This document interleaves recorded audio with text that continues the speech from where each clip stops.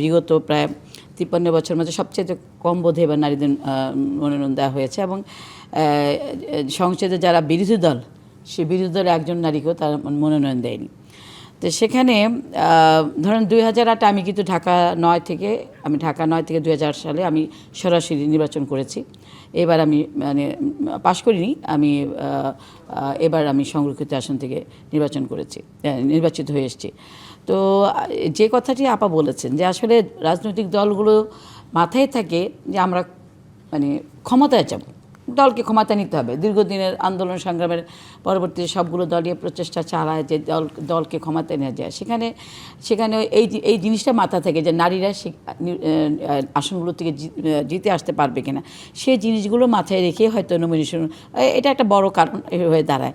কিন্তু আমার বক্তব্য হচ্ছে যে আমরা তো এগিয়ে যাচ্ছি, কিন্তু এইবার এসে মনে হচ্ছে যে আমাদেরকে নারীদের নমিনেশন আমাদের দলেও কম হয়েছে। আরেকটি যে রাজনৈতিক দলটি বিরোধী দলের আসনে বসলেন তাদের নমিনেশন দিলেন না।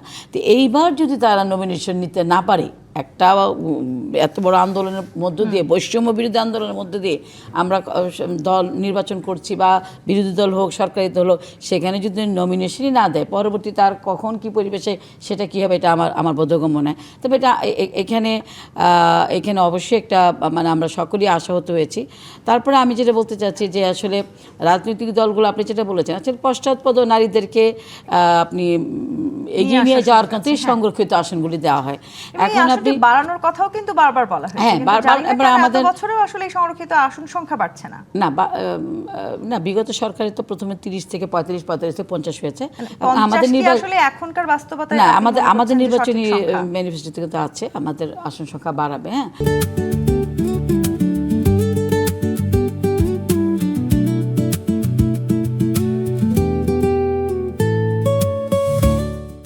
তা আসলে আসন সংখ্যা এটা তো বাড়ানো দরকারই, কারণ আপনি যেটা বলেছেন যে 51% নারী কিন্তু মানে ভোটার, সেখানে আমাদের প্রতিনিধিত্ব খুবই কম। হ্যাঁ, তো যেহেতু নমিনেশনই পাই না, কাজে আমাদের প্রতিনিধিত্ব বাড়বে কী করে? আমাদের প্রতিনিধিত্ব সেখানে আমরা আটকে যাচ্ছি।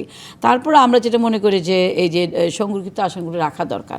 এখানে যদি আপনি যেখানে এটাও ঠিক যে রাজনৈতিক দলগুলো যখন দেখেছে যে নির্বাচন দিলে আমরা আর্থিক সংকটের মধ্যে পড়ি বা আমরা সেরকমভাবে আমাদের যে বলে যে লোকবল, মনোবল, কোনো অর্থবল, সেখান থেকেও আমরা নারীরা আমরা নির্ভরশীল, আমরা কারো না কারোর প্রতি নির্ভরশীল।